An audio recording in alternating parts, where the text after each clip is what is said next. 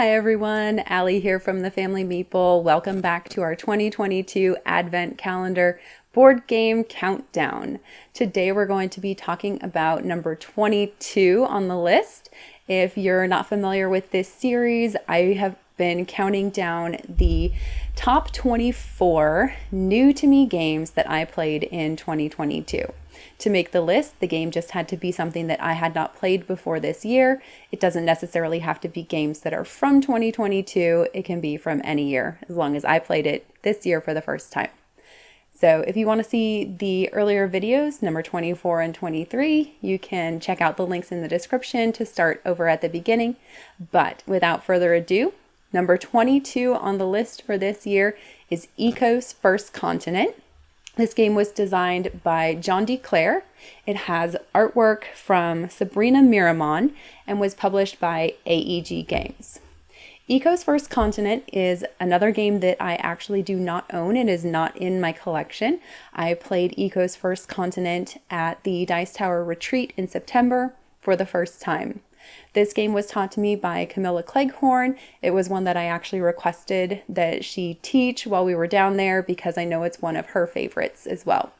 So Eco's First Continent is a card management, resource management, and a little bit of like tile placement game. It's got a lot of different mechanisms included in it, and the thing that I really enjoyed when we were playing the game is the way that the cards are used, where you can actually you tap the card each time that you use it, and then once you've used it a certain number of times, it will actually go away. So there's a lot of management involved with the cards that you're playing and which ones you have out at certain times. In order to activate a card, typically what you would have to do is collect all of the resources that are on the card. And the way that you do that is through a bingo mechanism. So there is a bag full of tokens that will be drawn out on each of the turns.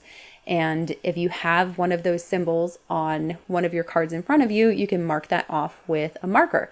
And when your card gets all filled up, then you get to take the action that's on the card and tap it or discard it if it's a one-time use.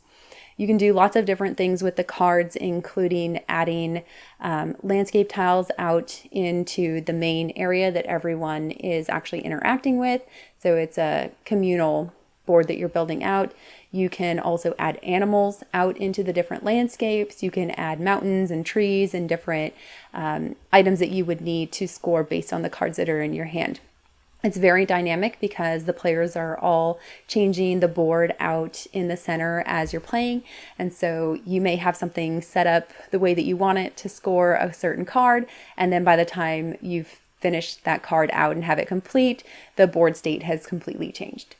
So this is one that I very much enjoyed when I was at the Dice Tower playing it. It is one that I've added to my personal Christmas wish list for this year. So we'll see if it shows up under the tree or maybe it's one that I can add to the collection afterwards with some Christmas money. Anyway, until next time, that was my number 22, Eco's First Continent. If you enjoyed this video, we would appreciate it if you could like and subscribe to the channel. Make sure you don't miss the rest of the series as we continue to count down my most favorite games that were new to me in 2022. You can also follow us on Instagram, Facebook, and Twitter. Until next time, have a great holiday season. Bye.